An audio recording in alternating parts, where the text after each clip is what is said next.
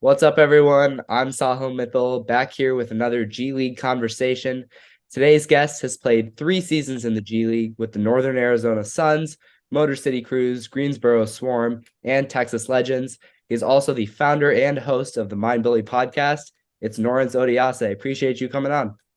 No, anytime, bro. You're a friend of mine now, and now I like what you're doing. That's why I called you to be on my podcast. So no, I'm grateful to be here, man. So I'll just jump right into it to start. Before we get into more of the G League centered topics, recently you were a part of the committee to find a new head coach at Texas Tech. Can you talk about what that meant to be a part of that process and what you were really looking for in a coach? Yeah, I don't know why this is throwing me a curveball, but I'm like, oh, I did do that. Yeah. No, it was really cool. It was an honor to do that for your university. Whenever you could show up, I literally was in there with our main donor, Dusty Womble, our athletic director, and Kirby Hoka, and our men's football coach, and Joy McGuire, and then little old Norris. And so, no, I was extremely humbled to be, asked and chosen for that. And that process was extremely personal for me because that is who I am. I am Texas Tech. I am Lubbock. I am, a Red Raider at heart. So we wanted to make sure we got the decision right. And, I took it very serious. And, I was actually in a locker room when I got the call from Kirby Hocutt and him asking me, okay, do you want to be on this committee? Would you answer this call? And I'm like, duh, like this is my main priority. This is the one thing that I'm going to lock in on because I care that much. And a lot of times I sit here and I think, like, I ask my different friends, I'm like, am I tripping? Like, I don't see anybody else like caring this much about their university, not saying, whoa, who is this guy? It's just like, I literally care a lot. And it's like, I search myself, like, why do I care? So it's like, I don't know, I just had that passion for the school. And then when we got to the committee, that process was extremely intense. Like we're speaking to coaches all over the country, from NBA coaches to different agents, NCAA coaches, obviously, coaches that were playing. And so we had to be extremely discreet about what we did. We literally had a secret, not a secret, but a group chat on an app to where it's like there's no signals, nothing goes out because it's easy. Say if something went out, like, oh, rumors say this guy's talking to this coach during a tournament, and that coach is playing, it could be detrimental to him, his team, the players, and we didn't want that happening. The coaches didn't want that happening. It could literally hurt our whole process, the integrity of our process. So we're really, deliberate about speaking only on that platform. And to their credit, to I guess my credit, we did that. We did so, and it was cool because it was just four boys talking sports, talking Texas Tech, and really setting the standard. Like, this is what we want in a coach. These are our non-negotiables. This is what we're looking forward to the future. We want this guy and this person to speak about championships, to speak about development, to speak about, how he's brought the whole community and where he's from, and got it together at charging forward in a team kind of aspect. Not only for a team aspect, for the whole city, for the university aspect of, okay, do the traits that he has align with what we do? Everybody has values of working hard, grinding, discipline, growing. Okay, but what does that look like? What does discipline look like? Touch every line, shake every hand, speak to every person, do the community work. Like, we wanted somebody to actually mesh and believed everything we did as well. So we got that in Grant McCaslin through a lot of work and a lot of deliberation. So All right, now kind of switching gears, coming out of tech in 2019. What was that process like deciding on where you were going to go for your first professional opportunity? I'm sure there was, you know, overseas, G League. What was that process coming out of college like when trying to figure that out? damn, like, I don't think I've been asked that question. You know, I've I haven't thought about it, but it was different because, you know, when you come out of a situation in college, I sacrificed, for lack of better words, for the good of the team. We got to the championship, but I always believe my ability is way more than I showcased at Tech, and the style of play. We had Tubby Smith, who I got the ball a lot. He literally fed me. I played well, then I got injured. And then we have a coaching change, and it was totally different from anything I've, been as a player. So I had to change my body. I went from 300 pounds to 240 and changed a lot of things. And I like that. I love that. Not saying anything about it because I grew as a leader, as a leader of men, and grew off the court as a person. But, my game wasn't something that was on the front street. Like it kind of took a hit. And so, me, like a lot of players that take different roles on the team to win, I was coming out of college with kind of lower prospects than those around me. You would think, oh, national championship, you got looks. And it wasn't the case. And, I was blessed with I worked out at Impact in Vegas and we did the pre-draft process. I felt like I did I was actually I was working through that with it was I think at the time it was a pulled hamstring. It was kind of hurt, so I didn't play summer league. I didn't do any of that. Yeah. So by the grace of God, I just got with the Suns late. Like I think there was something with the Raptors, maybe the Raptors G League, but then I got on with the Suns, was able to be with them with training camp, and then was with their G League. So no, it was not you could tell me if I ended college today, would I know my next steps? Like everybody knows, oh, I got this pre-draft workout. No, it was not that for me at all. It was just God leading me along the way. So, Talk about that first professional season, like you said, spending training camp with Phoenix and then being a part of their now non-existent G League team. Talk about kind of what are some of the adjustments you had to make from the college game, and was there anything that really surprised you about professional basketball that you wouldn't have expected? um, honestly, no, and because I guess I was fortunate. I know I was fortunate to be at Texas Tech, a winning program. We knew what winning looked like. But I guess, and I don't care, I'm candid. I guess the thing that I didn't know was like, oh, when you get to the pros don't know how to win. Coaches and different organizations, they don't know how to win. So it's like you come from a winning organization, but then you're a cog in a whole different organization and you're young and you don't really have a voice because you're young and you weren't like this highly touted player. So you don't have a voice. So it's like anything you say, they're like, bruh, shit, what are you talking about? Like, this is how but I'm like, those are not traits that, winning will be. Like, that's not winning. And so that was the main thing. And some of the things that I saw, I'm like, okay, this is not a winning kind of situation here. But I did learn kind of from the guys how, from a different perspective, how the grind is in the G League. And I've learned that, oh, as a person, like, this is not even skill wise. This is the main thing I learned. It's really like, it's not about you. I came in there, me, me, me. Oh, shit. I didn't have no chance to shine in college. It's my time. I think that's a lot of guys kind of thoughts. It's like, all right, it's money time. It's money season. Now they make money in college. But like then it was like, oh, it's time to get your money. So you're thinking of yourself. But then you kind of are humbled again when it's like, okay, literally everybody here in the G League is grinding for same opportunities. Coaches want to be coaches in the league. Players want to be players in the league. So it's kind of like a dog eat dog world. But I learned through experience that it's like about the team again. Like that player that I was in college, how do I be that on a pro level? And so that first year was really a transition in that aspect.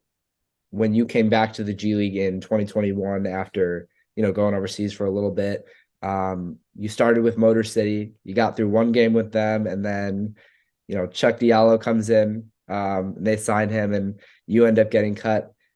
How frustrating is that? I mean, do you expect that? Do you even think that that's going to happen? How did you feel about that situation? Yeah, I'm a big ownership guy.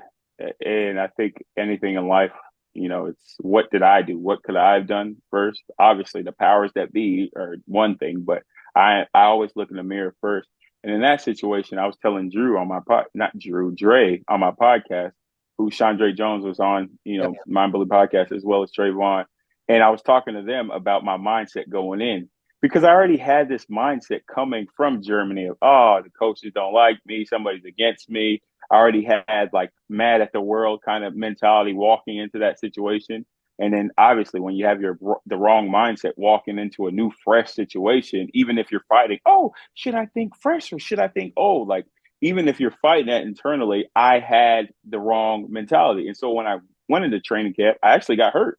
And so I was playing well at first, and then I got hurt. I wasn't able to showcase my abilities, but I showed kind of enough that, okay, this guy could play, whatever.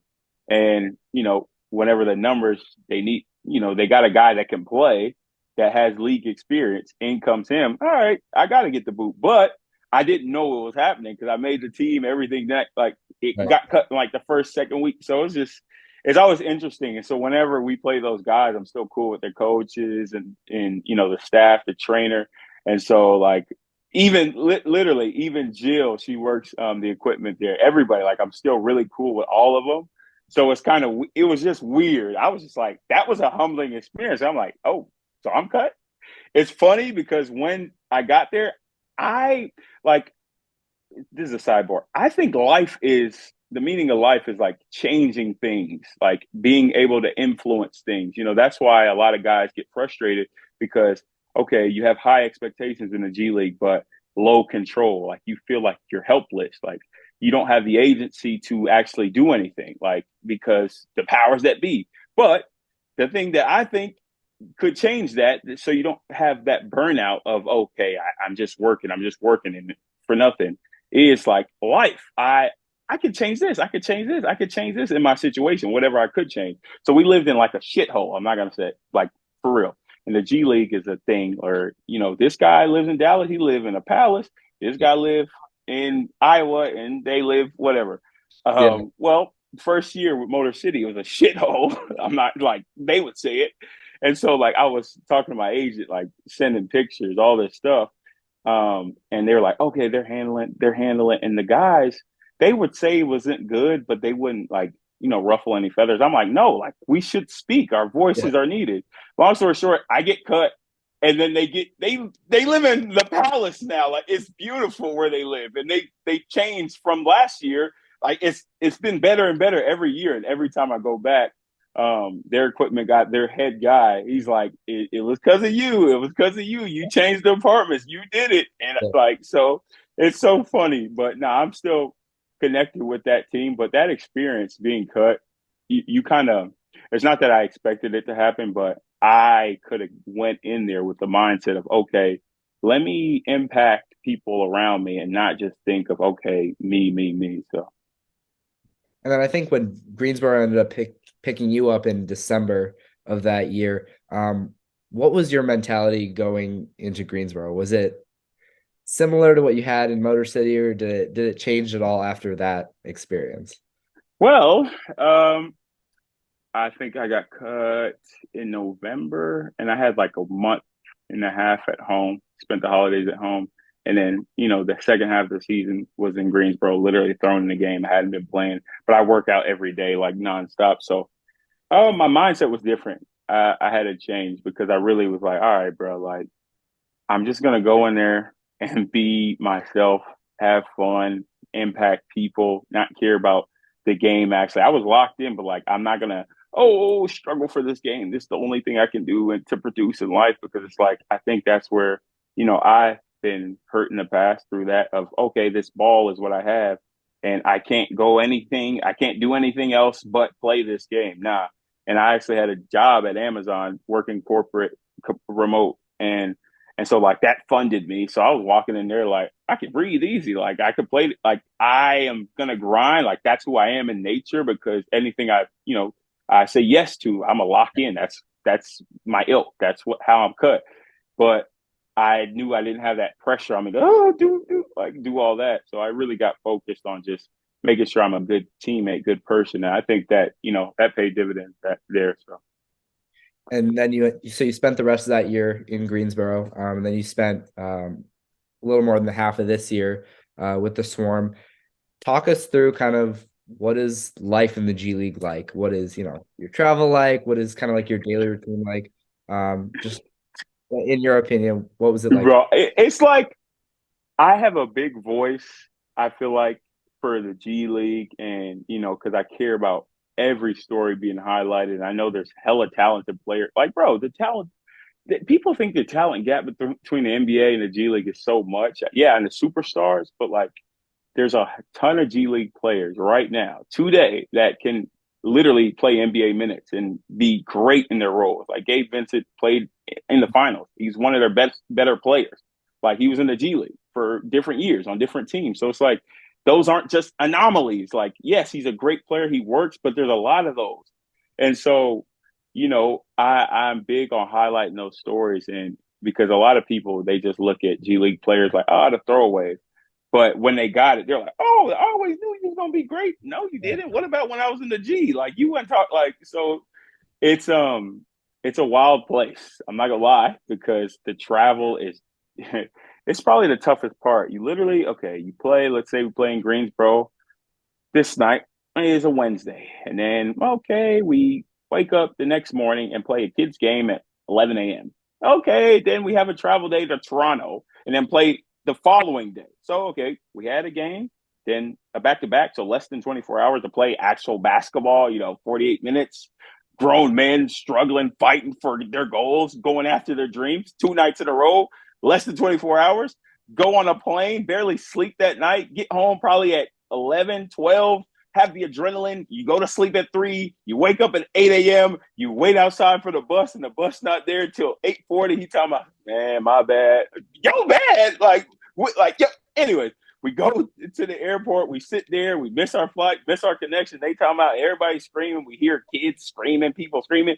For me, I was on the laptop trying to like do my other job. Bro, and then you get on the plane, there's no leg room, you fly to Canada, and you like, damn, I feel like I'm in a new place. I should go out, experience life, experience people. But you're like, oh shoot, I got a game tomorrow, and I got to be this locked in player. But it's like, bro, I just played basketball for the last 3 days. I can't be a human. And then you come back after you play that game, and then you play another game on after the travel day the next day.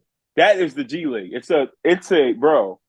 It's different because not the league they fly. If they play in Dallas, they gonna fly their little private jet, beautiful private jet that is, big plane to LA, come back. Like not yeah, it's crazy. It's a crazy place. Depending on the team you're at, the facilities. Oh, this guy, he in the palace, he in the pit. And you're expected to do the same people things as the people in the pit in the palace.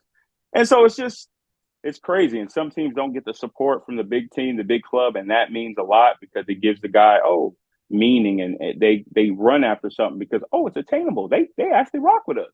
Otherwise, some teams they don't even come to the game. None of their coaches show up. None of their players show up. Like so, it's different because right now I've been talking to different people and thinking about it myself because everything that I'm in currently, if I'm in it, I'm gonna think of ways to improve it. Even if I have a way to reach out to somebody to ask a question, I'm gonna do it.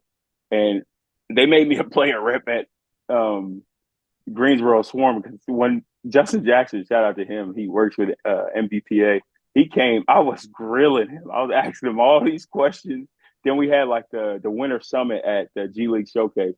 And we were in there for 2 hours, and I was grilling them, asking all these questions because it's like I care about the Yeah. youth, I care about the young players. Like you want to leave somewhere better than you found it. So if I leave this hole, and if I I want this something to happen, improve. I hate when that whole thought process of shit, it's way better than it was. What does that mean? That's life. It should be. You see your phone, 2 years ago, it was shit. Now it's better. It's way better than it was. That's life. But what is your impact on it? Like, so I always try to do that. And, me, I talk and I lose my point. But my thing here is like the G League and the structures, the different places, it's tough to find consistency. And that leads on to the players because they don't have consistency of thought and mindset going into the game because some games, this team, they coming with it not knowing everything that we just went through. Oh, we just supposed to lock in because they just a great team. Like, and then it looks bad on the players. You not locked in. My nigga, did you see what we've been through here? And if we live in a shit, we can't drive. We don't have a social life. Like, it is tough. So I commend every G League player because they got a different mindset. Like they're cut different for real. Like it takes different. So that's what my thoughts.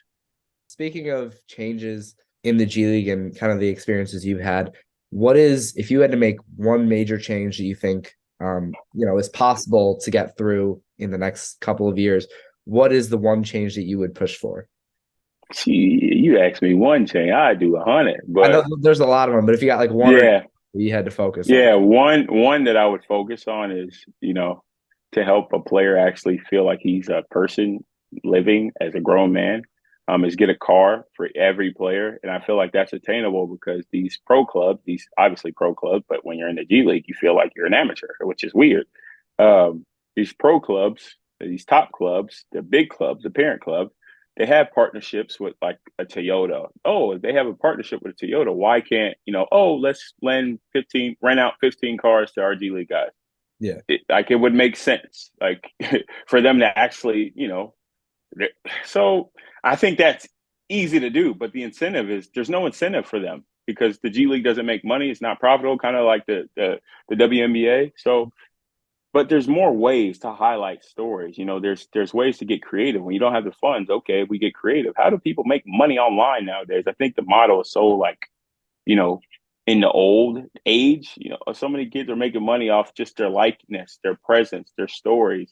The G League has plenty of gold mines sitting there. Like, and then they come NBA players, and you're like, oh, he did that from the G League. Okay, his story was the same there. So it's just like, highlighting the stories of G League players, getting them their present out there and letting their stories be told, letting them be told. I think, increases kind of the awareness and then the fans come and then profit can come that way. But number one, I would say a vehicle because you feel like you're in a straitjacket as a D League player waiting for bus one to come.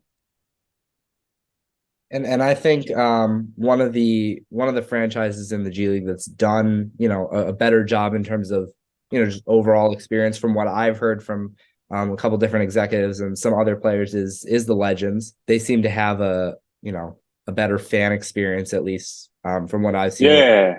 Yeah. Um, Yeah. Yeah. Yeah. Yeah. you got picked up by Yeah. them after being cut by Greensboro. How was that change of scenery for you? I mean, you played the last 12 games of the year, started every game. Just kind of talk about that change of scenery. It's a little different because I didn't know Greensboro was going to give me the boot there either. Like that I was really involved with the team. I'm really close to a lot of the players. The coach, shout out Jordan, he would bring me in, ask me like an old head, like, okay, have the pulse of the team. Like I was connected with a lot of them. So it was just interesting when that happened because, I wasn't playing at all. So, that's kind of what you learn. Like, okay, like your roles change every single year. And for me, my role was like to impact the younger players, to be in their ears, to, because I'm that kind of guy. They see me working every single day. Like I bring that, that leadership. And so Mark Williams was on the team. And so I kind of in his ear, going at him like, but we had a relationship. I feel like that's another thing with coaches in the G League. They feel like they go out players because, oh, they feel like they're at this level. No, I think I always say this: we're all coworkers. We're going for the same goal. You trying to get up? I'm trying to get up. How do we work together? Do we? I think build relationships first, and then ain't no feelings when you said you want to be an NBA player. And when we said we want to win, ain't no feelings involved. We could, talk about our feelings at lunch later, but like, what's happening? Like, let's get to it. And so, that was kind of my role, and with those guys. But when I went to the Legends, it was a different experience because 12 games, like you said, and most of them on the road, jumped into a starting role when I hadn't been playing all season. It was interesting because, you know, I obviously I appreciate the opportunity I have with the Legends, but like it's crazy. And I always tell the truth. I don't know how to sugarcoat and not like, but what I was pushing for in Greensboro of team, like together, because my thing is stuck on Texas Tech. That's how I knew like that was elite. Like now I know what elite and winning looks like. I was Yeah. pushing for that. I was pushing for different things at Greensboro, and I felt like, oh, it from year one to year two when I was there, totally different. Like it was way better. But like I was like, this still ain't it. Like it ain't there. Like Yeah. a winning there yet. And when I went to Dallas, the Texas Legends, I'm just like, oh damn, like okay, maybe we were better than we thought in Greensboro because like the culture with the team that I was on this year wasn't what it should have been winning, and it showed in the box score to be honest. Like Yeah. but the guys, everybody was great, but it was just something that wasn't there on this team. Like I said, every team is different, but And but Texas Legend, they're a great organization, and I am appreciative of the opportunity. And so it was just different team wise, but it was great to have the opportunity to play and showcase skills and finish the year off strong there. So no, my main takeaway from that is like, damn, like winning is hard, and to be honest, a lot of people don't know how to do it. And I feel like it takes, people eager to learn off each other, like even to me. I'm not saying, oh, I'm just a winner, but like I actually am. I've won everywhere I've been. Yeah. And I feel like, you know, being a winner and being with other winners, you know what a team should look like. And that's the good thing about Jordan with the Swarm. Like he listened, and even G, he listened like to the older players because, it's your team. But my thing with the G League, when players come in, they leave college early. They're making all this money, so they become ignorant because who are you telling me? I'm making bread off this. Like you can't tell me shit. So they come in, they think they're going to be this one person, and then they get to the G League. They look at it as a demotion. They don't work hard, and so they're getting set back. And they have some coaches that are coddling, not wanting to get on them because they're supposed to be this highly talented person, but not knowing that that's hurting them even more if you don't get on their ass. Like that's not going to do anything. I got a message from Mark Williams on the Hornets. He Yep. texted. He texted me. He was just like, "When you got on my ass in the film session, like, bro, that touched me. Like, I still remember it, and like, it did something for me. Like, I literally was like, I don't want to say exactly what I was saying, but I'm like, you shouldn't be here. Like, you're talented. You're huge. You're a great player. You're a talent. Like, why are you playing like this? Like, don't come here again. Like, get the hell out of here. I think I was like, get the hell out of here. You should be here." Yeah. At the winter showcase. And then he was like, okay, that did something. Long story, I ain't see him again with the Hornets. So like we're still cool, like we're still friends, but like we didn't play together anymore after that. Like, so some guys, I always say, like younger guys, they listen, but they need to be coached. They need to be taught. They need that. So, that's my huge issue with a lot of G League coaches and staff. They feel like, we're gonna nah, like we're all in this for a reason. And what's your part? It's not to say, oh, I'm just this man that knows it all, but no, like I'm here for a reason. They gave me this seat for a reason, so I'm gonna do my damn job, not try to be buddy buddy and friends. Nah. And so, I learned that winning is still kind of missing in the league, and even in the NBA, it's missing. I don't care if I'm not a league player. You know what winning looks like in every organization, in every medium there is. Like every, what is it? The word I'm trying to look for. Every market, every trait, you know what winning looks like, what winners look like long term. There's a lot of people, even in life, they look at what they're doing so short term, like what you're doing. Oh, they're a winner, they're a loser. Like they think, oh, just because the Heat didn't win, that's winning culture. What they do, you can look at the Heat, how they play, how their team is, how they're coached, what they stand for. That's winning. They're gonna win. They're gonna win. That's winning. So I think that kind of thing. Whenever you see cultures like that, you're like, okay, whether they win in the ways they want to win now or win later down the line in life, like that's what life is about, is building men. And so I think the G League does have some ways to go on that. Was there somebody when you came into the G League or even a couple years after that really impacted you, whether it was another teammate, somebody on a coaching staff, or an executive? Was there somebody that had an impact on you? Great question. Beautiful question. Because it's got me thinking. Let me think. There's a lot of guys. There's a lot of guys along the way that, had really had wisdom. And the names, man, my name, like my first year with the Suns, there's this coach, Jared Simpson is his name. Oh Man, yeah. he was just, yeah, down to earth guy. Like he got it. Like he was about the right things. He was a good guy. Danielle Marshall is about the right things. Like he's a player guy, but like he's a coach too, and finding his way. So I'm close with him, Danielle Marshall with Yeah. the Swarm. So it's like coaches like that. That's one thing. A Danielle Marshall and coaches like that, they might be looked down upon because they're not like the guys. They're why are they coaches? They played in the league, but they're like not the guy. And it's crazy to me that, some staff and people look at them like that because it's like this guy has lot of knowledge. One, this guy knows what the players are thinking, what they're feeling. That means a lot because a lot of staff, a lot of coaches, oh, you're a player development coach. Okay, you're ready to coach men who are going after a goal.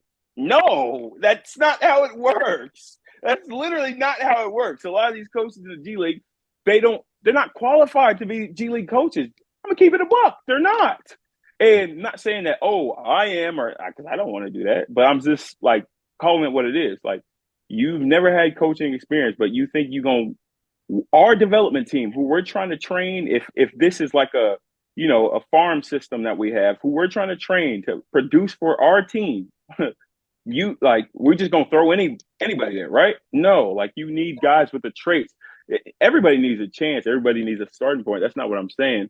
I'm saying like the traits of, okay, he can grow into this role. Like, he knows what winning looks like. He knows what leadership looks like. He knows what holding guys accountable looks like. He knows how to manage certain situations. He knows how to build relationships, because that's what matters. And guys listen. Like, I feel like it's just like, oh, you can coach. You're good in the film room, so you can go that film room. I I had so many arguments, and even with our coaches discussions, I would say, because I challenge everybody. I challenge myself. I want them to challenge. I'm big on dialogue. Mhm. So I'm not going to name the coach, but like, after a game, I didn't like the way a coach talked to Mark Williams, and because it's like, bro, like, we had at the time we had 7 players. Guys were injured. You know, at the G League, you don't have players, like, you got to roll Yeah. the dice. You gonna play. Yep. And we were playing New York, and he was on Mark hard. I'm like, yeah, I like that. I like tough coaching. That's how I was coached. But like, in that moment, and I know y'all don't have a relationship like that, bro. He's not gonna respond to that, and he didn't.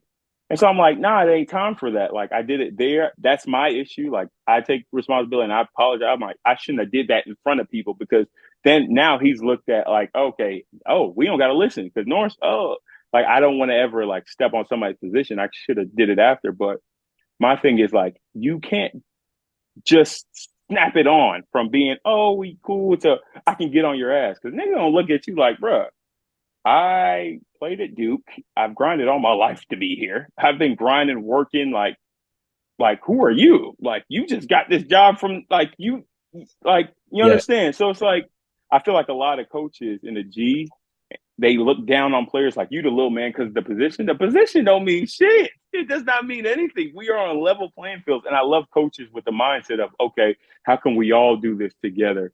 So I don't know. There's a lot of guys that impact me along the way. Jared, Danielle, Jordan he impacted me in a different way, to where it's like, I'm glad that he started growing and listening, and different kind of people, but I've been around great guys in the G League. Don't get me wrong, but like, to say one guy, there's a bunch of guys, and it's really like diamonds in the rough, honestly, because it's like, this guy has the traits. He's a great guy, but like, the G League changes so much, and Mhm. it's like, there's only, and then the one player's feelings, he's not happy in this situation, so it's hard to like, when you don't have more time with people. So All right, now switching gears a little bit, I want to talk about what's right behind you, the Mind Bully podcast. oh You can you talk a little bit about why you started the podcast and what it's all about? yeah, thanks for asking. Yeah, Mind Bully podcast. I started the podcast because I don't know what year exactly it was. I was in Germany after the Suns, when the league canceled, hell, the world canceled because of the pandemic. I was blessed with the opportunity to go in Germany and play. And, a lot of my teammates didn't have the opportunity. The Suns didn't take any of their G League players to the bubble, go figure. But I was still really excited about the opportunity to play in a different country in front of different crazy fans in Bamberg. And they were open. So I'm like, oh, okay, we outside. So like, I'm thinking I'm going in there like, okay, a fresh opportunity. I saw the house. They sent me the picture. I'm like, damn, I'm in a 3-story house. I got my own car, I got my own whip, like, knew everything. Like, it was great at first. I got hurt, and then it turned sour. I tore my hamstring once there. I got like a concussion. And the thing that made it tough is like, I had this coach. He's been fired like 3 times. He actually wanted to sue me for my first episode of the My Bully podcast. Oh But like, wow. I tell it like it is. And guy got my back, and it was truth what I was saying. Um, but yeah, like, he made it really tough on me. He had a lot of pressure now in hindsight, because of the prestigious club Bamberg. that like he felt like he has to come in and like, okay, be the man quickly for all the pressure. But he was like taking it out on his American player, the rookie that he called me, even though like whatever. And so at first he was texting my agent like, this guy's killing when I was okay, like when I wasn't hurt.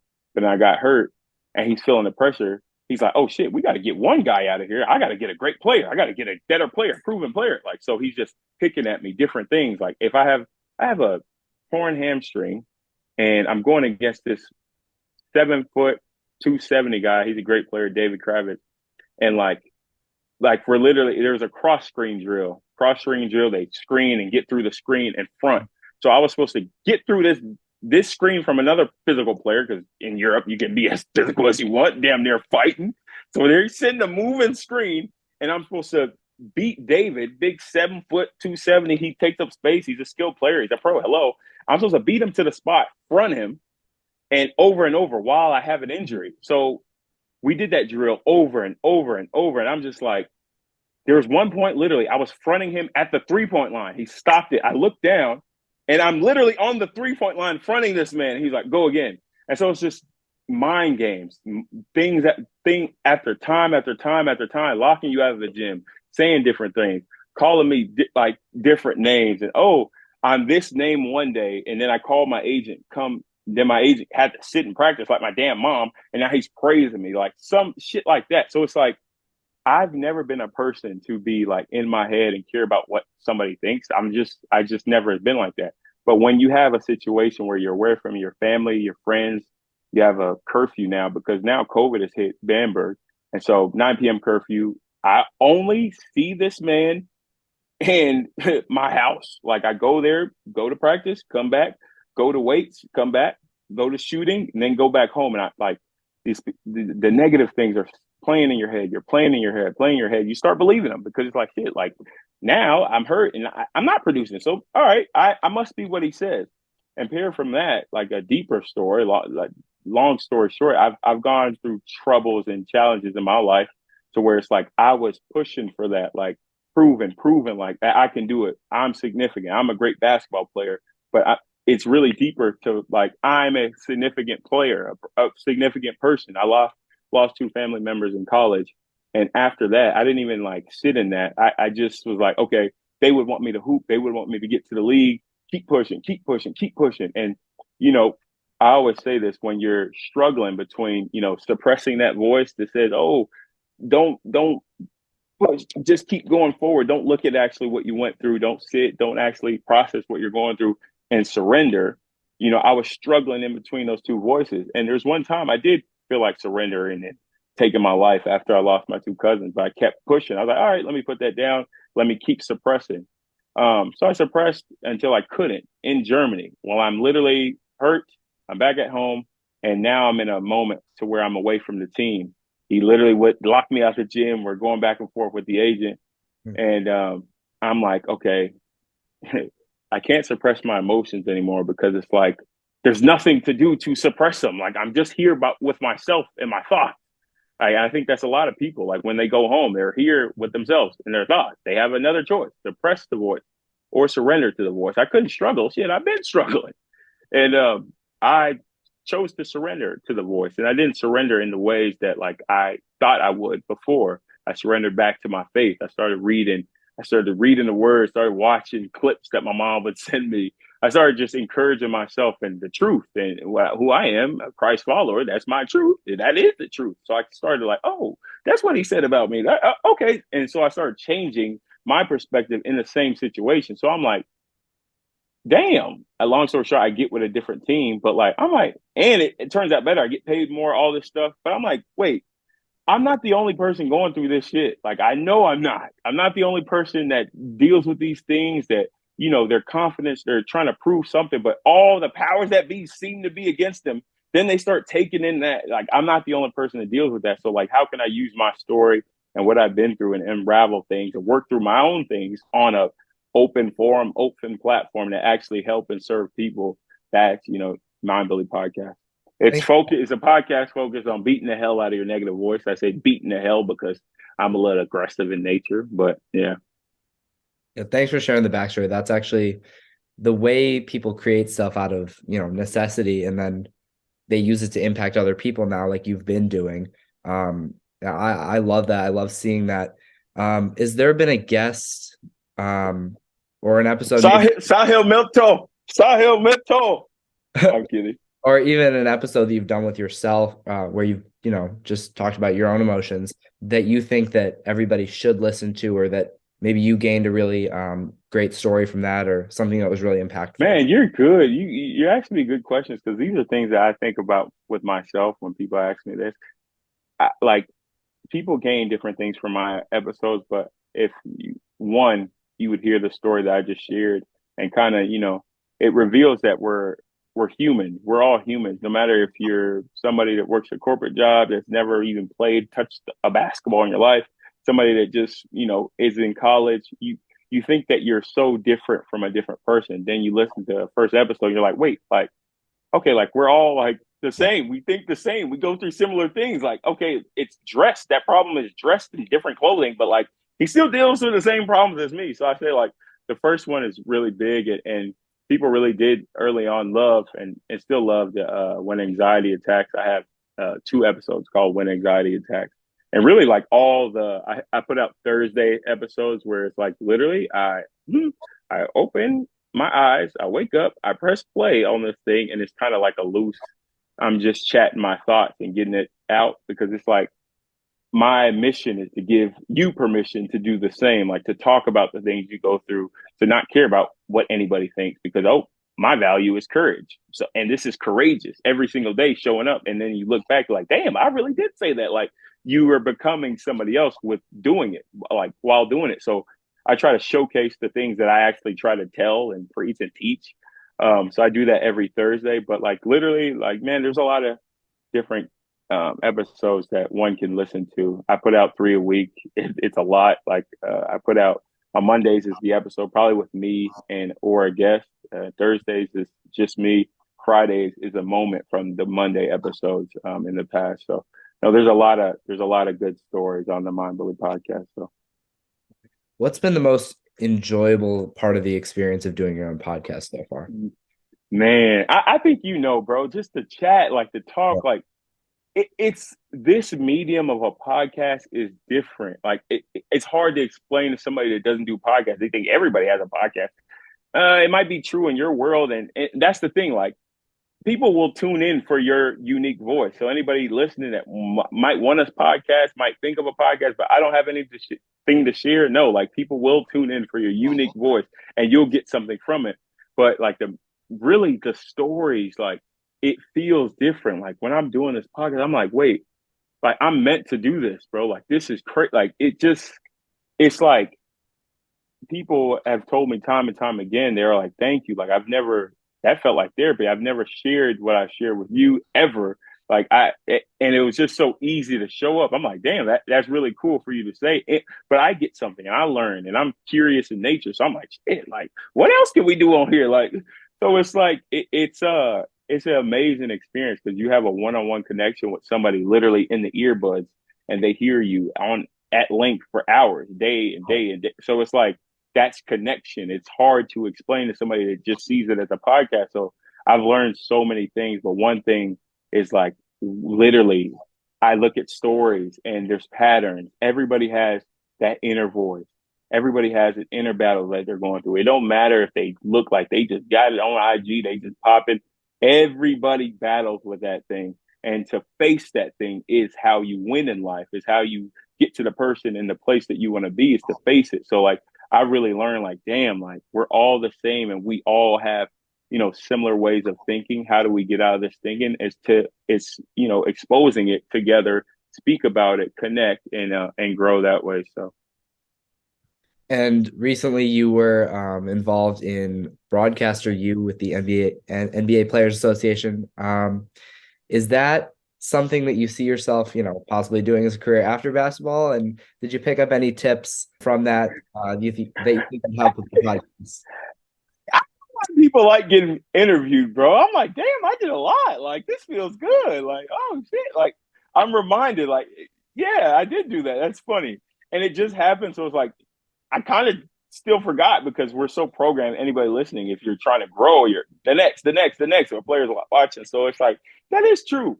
I would say that nah, I about broadcast with you, it was a great program. Shout out to the NBPA because I'm like, ooh, little old G League. And that's the thing. You go in there like, huh? I'm G League Old Norense, like with all these NBA players and all these great people. I had to stop that at the door. That's my mind belief. Like, man, you here for a reason. Like, you're a person, you're breathing, you have a message, you have traits in you that will grow. I don't look at you right now. Look down the line because them people that looked at you back then when you didn't have offers to high majors, they're like, this kid ain't you. You're the winningest player, runner up for NCAA championship at your university. You're on a damn committee. Like from no offers. So it's like you look at you in that moment, and that's why I never judge a person in the moment. Like, so, anyways, I would say like I and I'm so glad that you have wise counsel and everything that I say is not just from me. I take it from my pops. I take it from God. And I talk to my dad. I'm like, because I had a podcast. You're so worried about, okay, the new thing, the new shiny thing that you're doing. I got to lock in. I got to think about a new episode. I got to think. But he's like, bro, uh, you better go to that broadcasting you program. They invited you. Like, not everybody's going to that. Like, and I didn't understand how huge it was until I got there. But it's like I'd never wanted to be a broadcaster. I got the opportunity. Shout out Jeff Aubrey. He was on the show. He was on the Mind Bully podcast, and he was just like, "Oh, I'm throwing you into this because I have a podcast. Maybe transferable skills, that type of thing." And I'm just like, yeah, I'll do it. Because I always say this. And then when it came time for it, I was having cold feet. But I always say, like, while you're young, you're in your 20s, say yes to things because you don't know who you are. Let you later down the line, thank you, be like, thank God you said yes. Because if your dumb ass would have kept saying no and stuck where you're at, you wouldn't have grown. So, no, Yeah. I said yes initially, and then I was having cold feet. But then I'm glad I plunged in just because I wanted to learn, build new relationships, impact people. And man, it was I learned so much because you think you know it all. You think, shit, I can be Stephen A. I never say you can't to anybody because you can do anything you set your mind to it, but it's gonna take you a long Yeah. time if you ain't made for that. You're gonna waste a lot of time trying to be Stephen A. You might as well do what you're good at. Like that is tough. I think I did like thrive in that kind of process to where we went in there and our first thing was to read a teleprompter, and a lot of guys were nervous. I'm honestly, I wasn't really nervous. We read a teleprompter and then they say ad lib the end. It was a little different, but I was just like, shit. Like I was nervous about being myself. Like I was like, hey, what's like I would have been me. Like, what's good? Like, but I was me and it was cool. Yeah. So that was the first thing. And then the next thing we did kind of the first take thing. It was like hot takes. They give us a take. Like I think one of them was like, should Nikola Jokic, have won 3 MVPs? He was. They say his stats almost triple double. What do you think, Norense? What do you think, Craig? And I said no, like bro, like because I had a hot take. I was like, bro, he gets all his assists off the little handoff. Like he doesn't actually make the play. It's their system, and even G League players know their G League team, that little big, he had all the assists too. He was making the plays Yeah. because it's the same Right. system. Yeah. That system helps him be that player. So it was fun to argue that on camera. And then like literally a New York Times, he's doing a whole piece on the broadcasting program. And so like somebody with the MBPA, shout out L, she was just like, uh, literally just be careful because you're always on when this guy is here. Like when you say something, just make sure you know that you're always on. So Yeah. after I said that about Jokic, I was just like, he just threw the little handoff. He was like, "Do you really think of that about Jokic?" And I'm so candid. I'm like, "Yes," but I'm like, "Damn!" Like I'm always on. I'm always on. Like I'm not supposed to be saying Yeah. that. But no. Long story short, we did a lot of things that really challenge you, and you learn hands on from the best. Rob Parker at Fox Sports, he was there. He was great with us, and we just had just so many people just teaching us how it's done. They have a world class facility at USC. I mean, I've never seen things like that. And now that I have podcasts and they had a podcasting studio, I'm like, oh my God, like this is it. Like, and after the fact, you start doing research. You're like, damn, nigga, I was at the Palace. Like, that's crazy. But like, I learned a lot, not just in broadcasting, but in life. Like, people are really uh, focused on paying it forward when they get there and to give back. So it gave me a great perspective to have like, okay, giving back, service, build a community of people that want more for themselves is what I like from that. So And to finish up here, I just want to touch a little bit on your future with basketball. Do you know what's in store? This summer, are we going to see you at Summer League? Are we going to see you in the G yeah, next year? What's going on with that? man, that's a great question because I'm searching myself.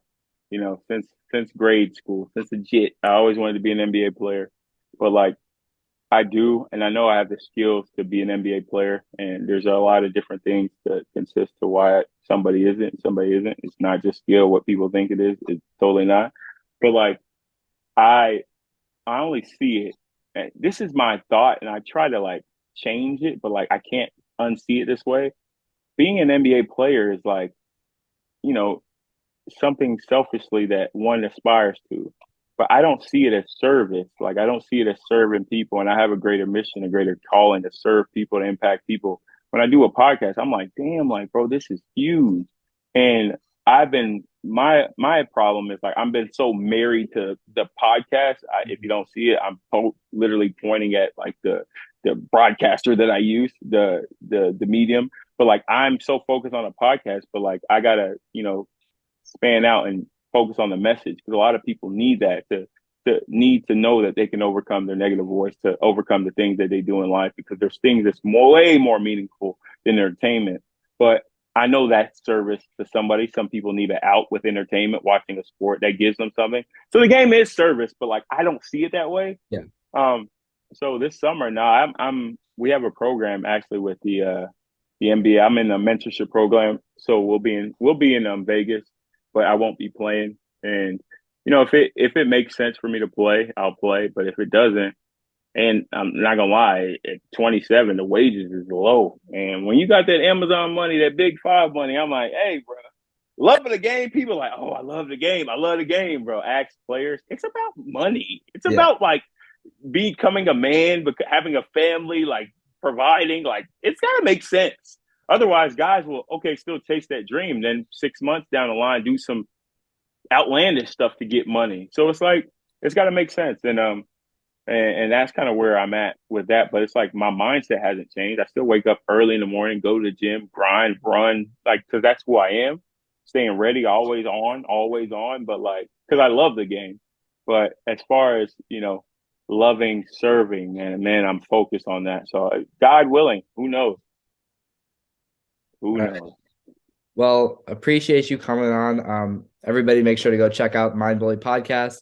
You can get it, Apple Podcasts is on Spotify. Hey, it's everywhere where you get your podcast, Mind Bully Podcast, overcoming, beating the hell out of your negative voice. If you have a negative voice, if you're breathing, you have a negative voice.